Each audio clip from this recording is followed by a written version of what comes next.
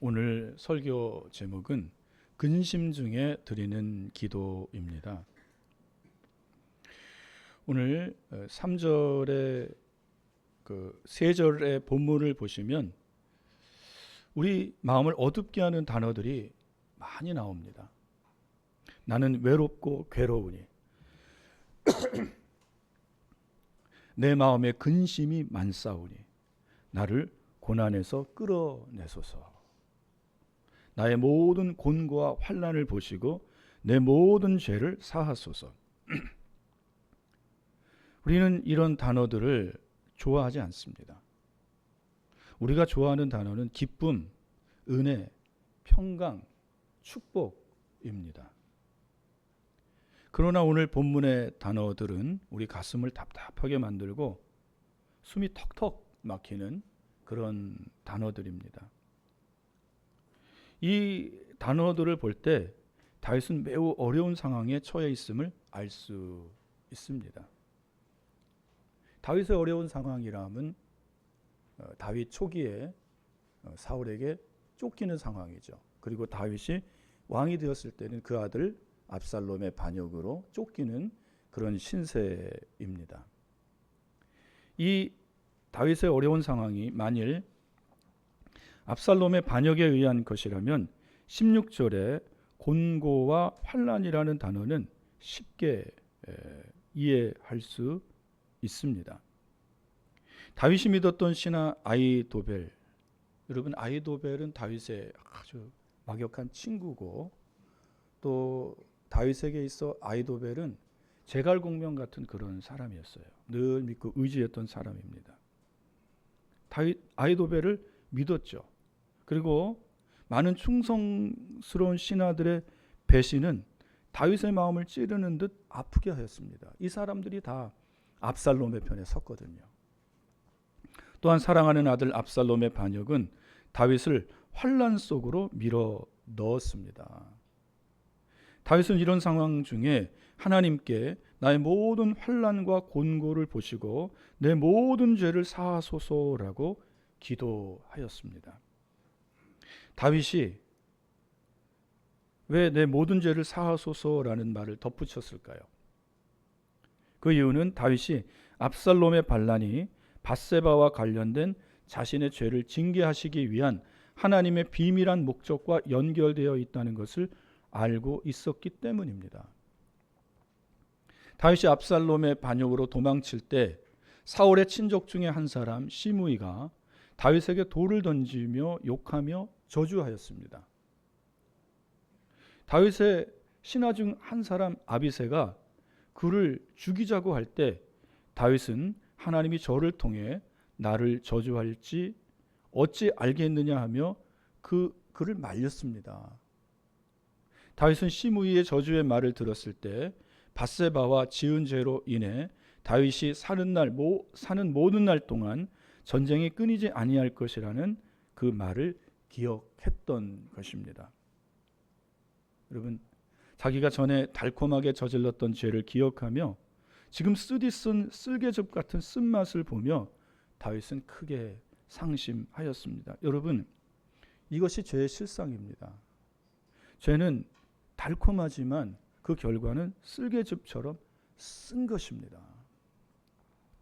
다윗은 곤고와 환난의 날에 자신에게 파멸을 가져다 준 날을 기억하고 자신의 더럽고 추악한 죄를 회상하고 자기가 우리아를 어떻게 배신했는지. 여러분, 우리아는 다윗의 충성스러운 부하 장군이었습니다. 그런데 그의 아내 밧세바를 범하고 임신이 되자 요압을 통해 우리아를 죽였습니다. 살인교사죄를 저질렀어요. 다윗은 어려운 이때에 자기의 죄를 회상합니다. 그리고 자기가 온 땅에서 하나님의 이름을 어떻게 더럽혔었는지를 생각했을 때 그의 눈에는 눈물이 하염없이 흘러내렸습니다. 그러면서 다윗은 하나님께 지난날의 죄로 인해 근심하는 자신을 긍휼히 여기사 그 죄를 깨끗이 지워달라고 호소하였습니다. 또한 그 이전과 이후에 모든 죄까지도 사해달라고 제발 간구하오니 내 모든 죄를 사하소서 하고 기도하였습니다. 근심 중에 드리는 다윗의 기도를 보면서 오늘 우리는 네 가지를 함께 생각할 것입니다. 첫째는 어떠한 특정한 죄를 놓고 기도할 때 과거의 모든 허물까지 함께 기억하며 회개하는 것이 바람직하다는 것입니다. 다윗이 압살롬의 반역으로 쫓기는 신세가 될 때 다윗은 하나님께 단지 나의 곤고와 환난을 기억하소서라고 기도하지 않았습니다. 그는 그 기도 뒤에 바로 내 모든 죄를 사하소서라고 기도하였습니다. 그래서 이 시편 25편 다윗의 기도가 의미가 있고 가치가 있는 거예요. 다윗은 지난날 밧세바와의 범죄를 생각했고 그 이전과 그 이후에 지은 죄들을 다 떠올리며 하나님께 긍휼히 여겨달라고 기도하였습니다. 다윗의 이 기도는 우리에게 좋은 모범을 보여주고 있습니다. 어떤 근심들은 우리에게 곰곰이 지은 죄들을 생각할 시간을 주어서 우리로 하여금 그 죄들을 회개할 수 있게 해주는 그러한 유익함이 있습니다. 우리에게 유익을 주는 근심이 있어요. 그것들을 깊이 생각하면서 지난날의 죄들을 생각하고 하나님 앞에 회개할 시간을 갖게 한다는 것입니다. 지금 다윗은 이런 시간을 갖게 되는 거예요. 이 환난과 곤고의 시간에. 병상은 흔히 믿음의 사람들에게 회개의 장소가 되어 왔습니다. 병들면 사람이 마음이 약해지고요. 하나님을 생각하게 되고 회개하는 시간을 갖게 되더라고요. 어떤 사람이 아침부터 저녁까지 일에 쫓겨 동분서주하면 그는 자신의 죄를 보거나 생각할 시간이 없습니다. 일이 너무 바쁩니다. 그는 너무 바쁘다 보니 자신의 영혼을 돌볼 시간조차 없습니다. 그는 이 땅에서 할 일이 너무 많아 천국을 생각할 틈이 없었습니다. 그러나 그가 병에 걸려 병석에 눕게 되자 그는 더 이상 자기 일을 생각할 수 없게 되었습니다. 지금 온몸이 아픕니다. 열이 나고 통증이 있고 괴롭습니다. 근심 중에 있습니다. 아니, 자기 일에 대해 더 많이 생각해봤자 그는 병 때문에 그 일을 할 수 없습니다. 전에는 하루 종일 바쁘게 뛰어다니며 땀 흘리며 일했던 그 시간들을 이제는 하루 종일 병상에 누워 있을 수밖에 없습니다. 그는 낮 시간의 고요함 속에 그리고 한밤중의 정적 속에서 내게 돌아오라, 내게 돌아오라, 어찌하여 죽고자 하느냐 하는 하나님의 음성을 듣습니다. 건강했을 때 일을 위해 열심히 뛰어다녔던 시간보다 병들어 병석에 누워있는 시간이 오히려 그에게 더 축복이 되는 시간입니다. 하나님의 음성을 듣고 하나님께 돌아가는 그런 시간이기 때문입니다. 우리들 중에 하나님의 음성을 자주 듣지 못하시는 분들이 계십니까? 하나님은 늘 우리에게 말씀하십니다. 예배 중에 말씀으로 말씀하시고 또한 기도 중에 하나님의 은혜로 우리에게 말씀하셔요. 그런데 우리는 그 음성을 듣지 못합니다. 우리가 우리 일에 너무 바쁘고 도시의 소음 속에 살면서 작고 세미한 하나님의 음성을 듣지 못하는 것입니다. 스마트폰을 손에 들고 그 속에 있는 많은 콘텐츠들을 접하면서 작고 세미한 하나님의 음성을 듣지 못하는 것입니다. 만일 병에 걸려 병상에 누워있거나 집에 누워있으면서 곰곰이 지난날 죄들을 생각하며 회개하고 내게 돌아오라, 내게 돌아오라, 어찌하여 죽고자 하느냐 하는 작고 세미한 하나님의 음성을 듣는다면 이것이 우리에게 큰 축복입니다. 본문에서 다윗의 기도를 묵상하다 보면 환난이 우리의 잘못에서 비롯된 것임을 깨닫게 됩니다. 환난이 우리의 잘못에서 비롯된 거예요. 방탕하게 산 사람이 자신의 악으로 말미암아 생겨난 육신의 질병을 통해서 하나님의 은혜를 깨닫게 되면 그는 자신의 병이 그 병을 초래한 자신의 악행을 하나님이 치료하시기 위한 수단이라는 것을 금방 깨달아 알게 됩니다. 그리고 그 은혜에 감사하게 돼요. 우리가 죄를 지을 때 하나님께서 우리를 징계하시는 것에 대하여 우리는 감사하여야 합니다. 왜 그럴까요?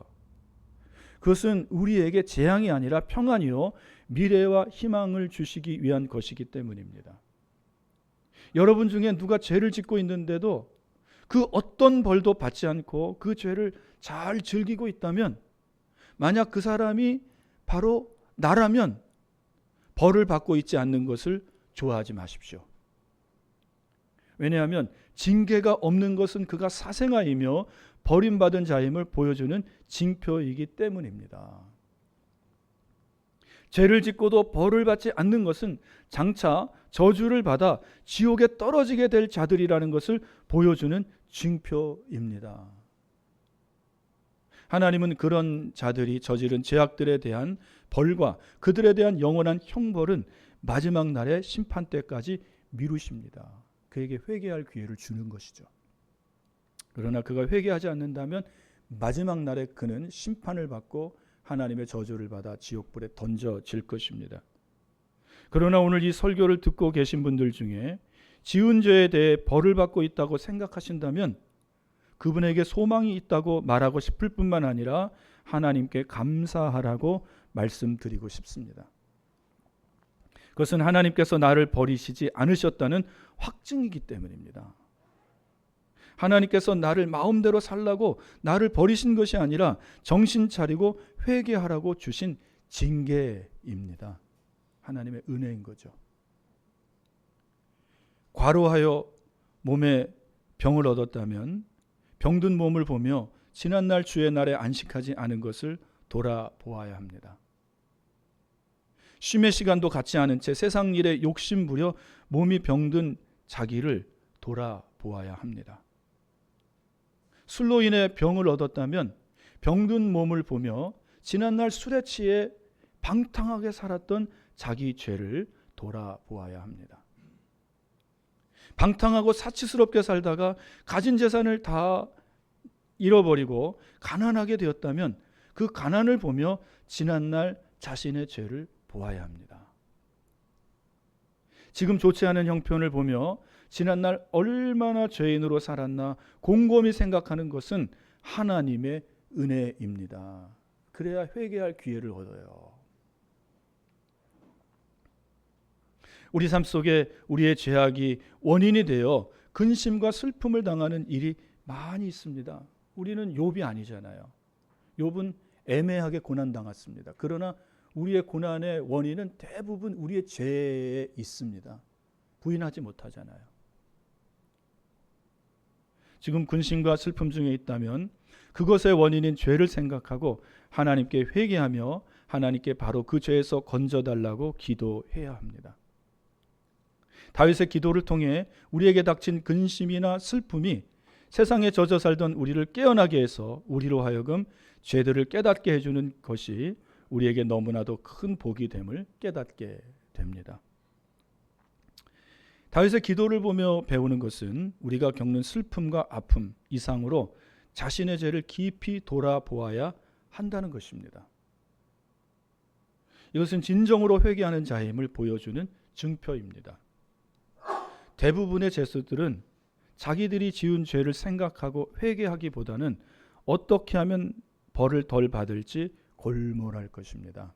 형량을 적게 받으려고 골몰해요. 자기가 지은 죄는 생각하지 않아요. 그것이 그 어떤 사람을 괴롭게 하고 힘들게 하고 슬픔해하고 나락에 빠뜨렸다는 그것은 전혀 돌아보지 않아요. 나와 상관이 없어요. 오직 형량을 적게 받기 위해서 골몰합니다.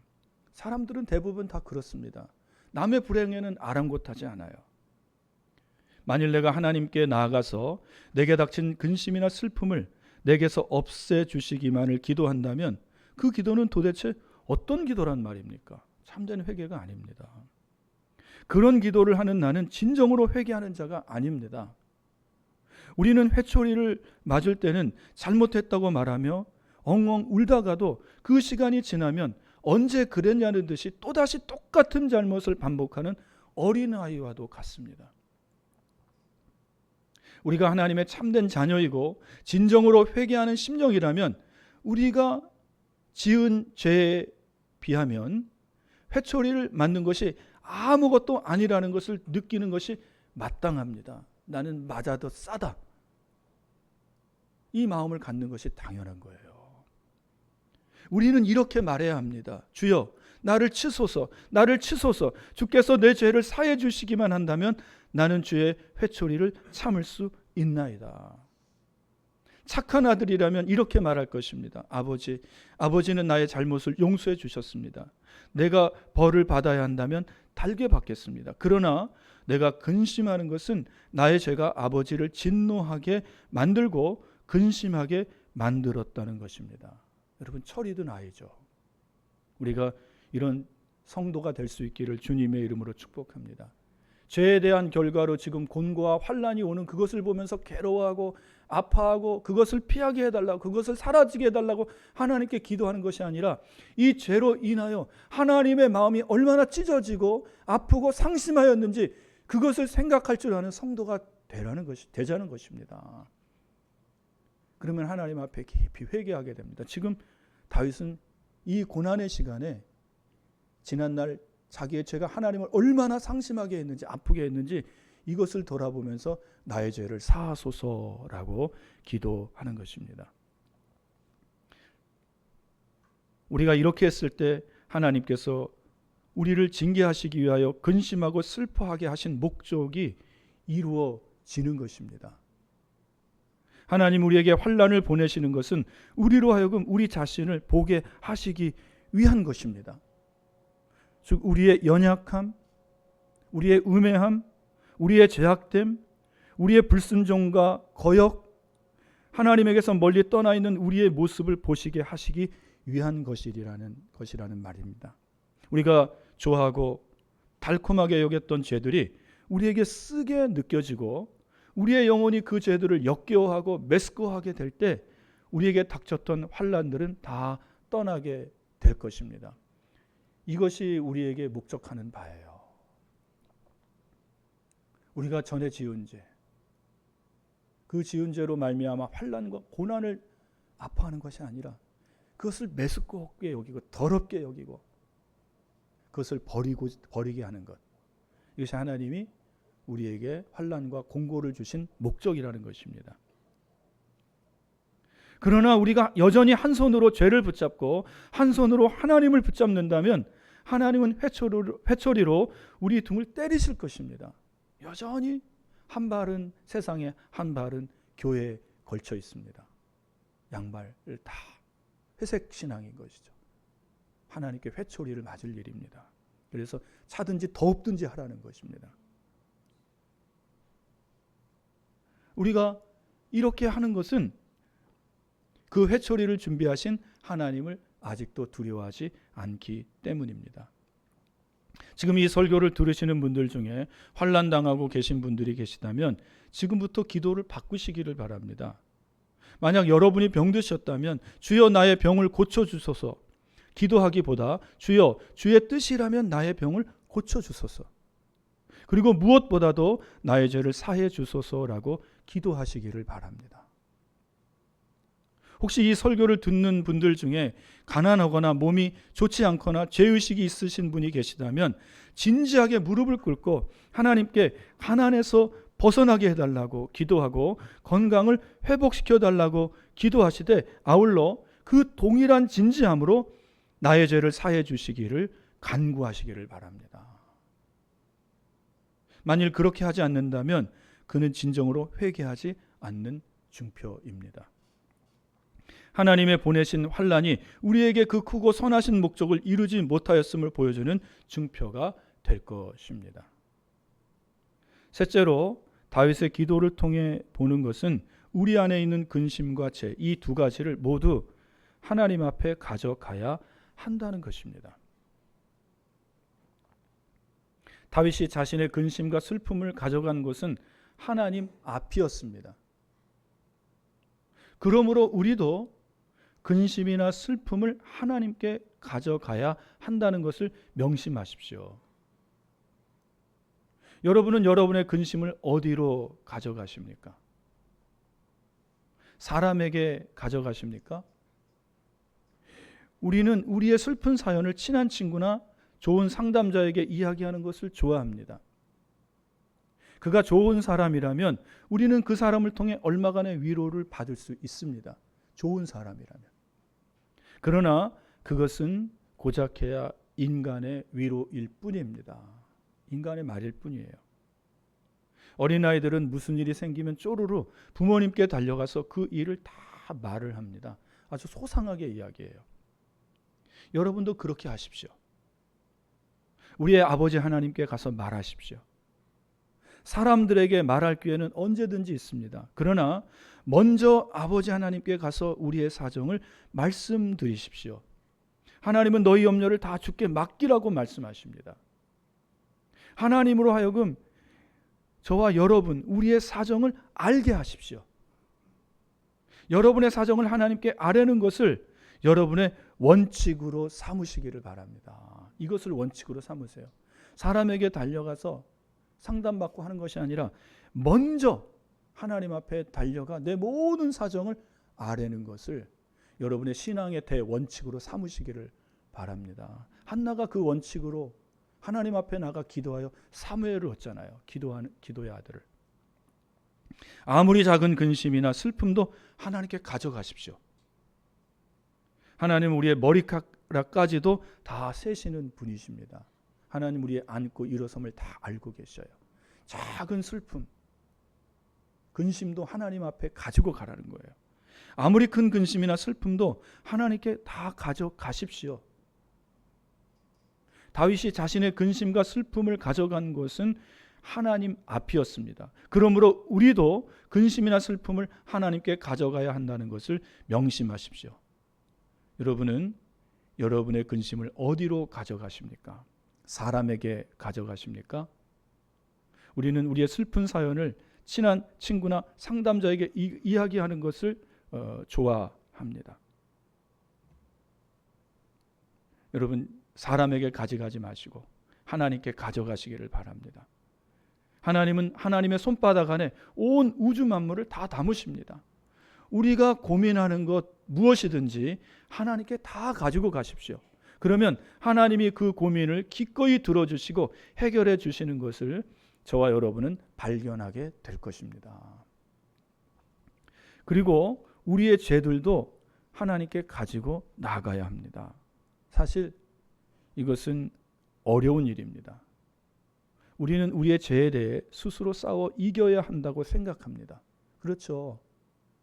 우리는 죽을 때까지 죄와 싸워야 됩니다. 피 흘리기까지 싸워야 합니다. 그래서 죄와 싸웠습니다. 그러나 번번이 죄에게 패했습니다. 죄의 실체는 사단이거든요. 영적인 존재거든요. 그걸 우리가 이길 수가 없습니다.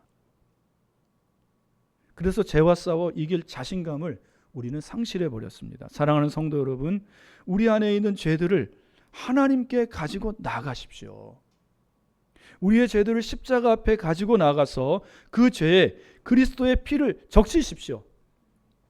그리스도의 피가 우리 죄를 깨끗이 사하십니다. 우리의 죄는 다 죽어야 합니다. 여러분, 이 죄의 실체 사단인데요.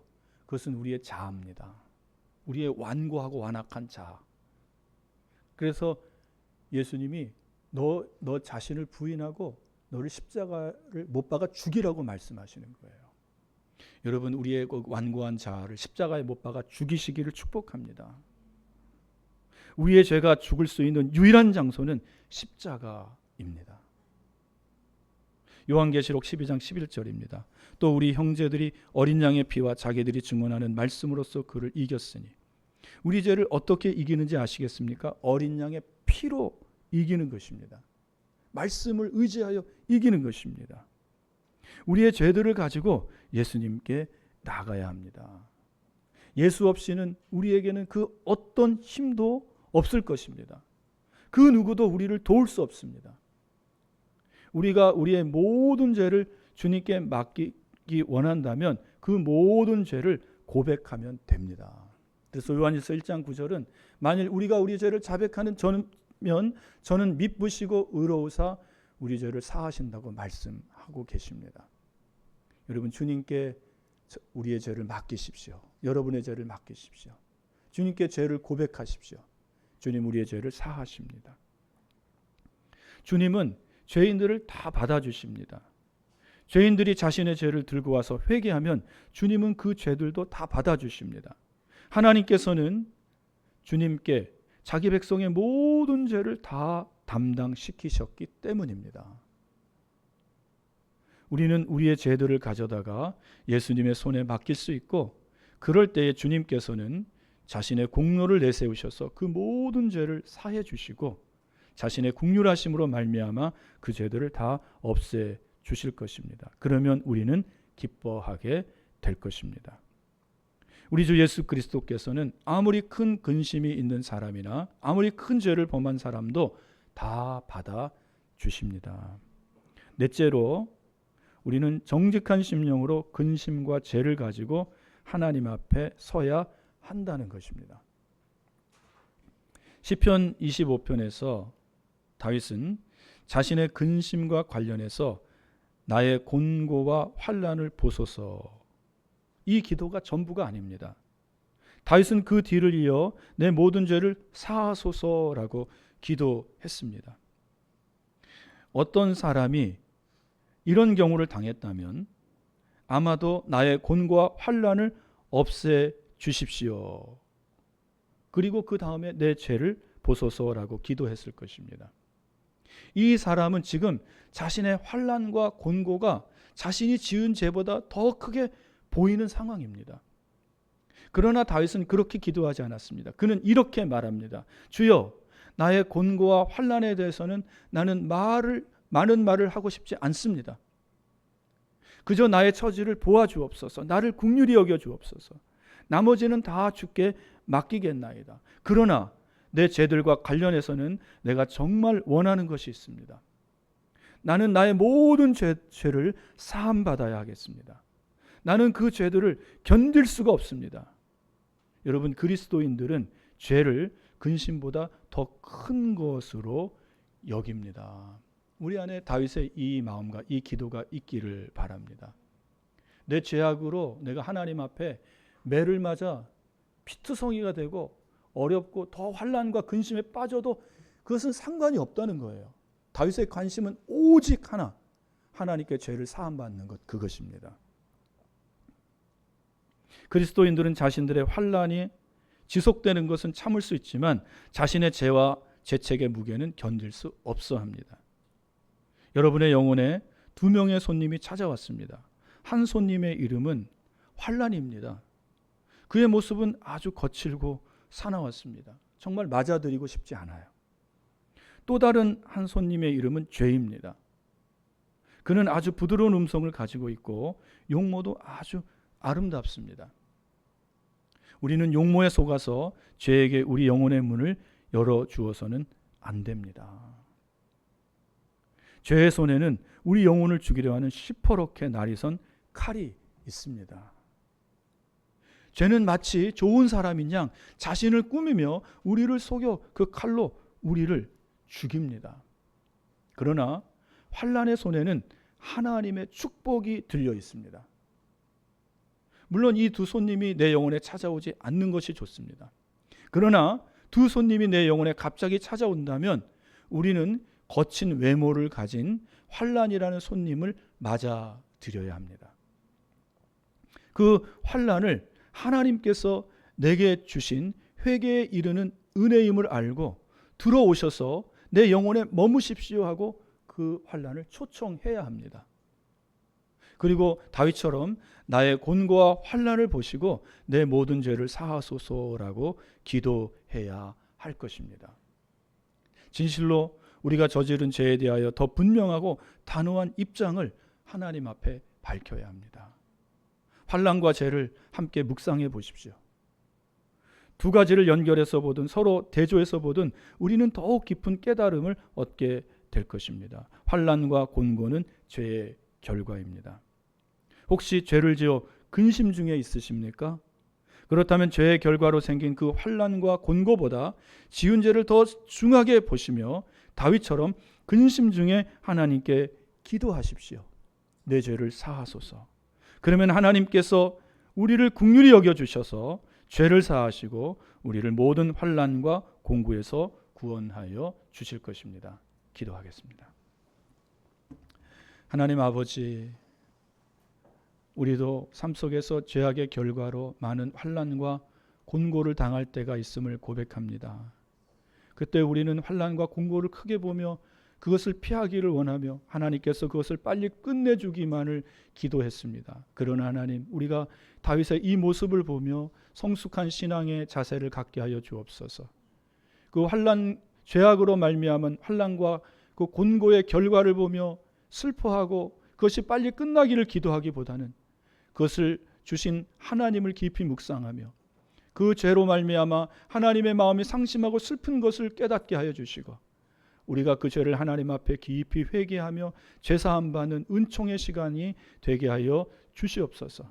그래서 그 시간으로 말미암아 은혜 받고 구원 얻는 큰 근심 중에 드리는 기도가 되게 하여 주옵소서. 예수님의 이름으로 기도합니다. 아멘.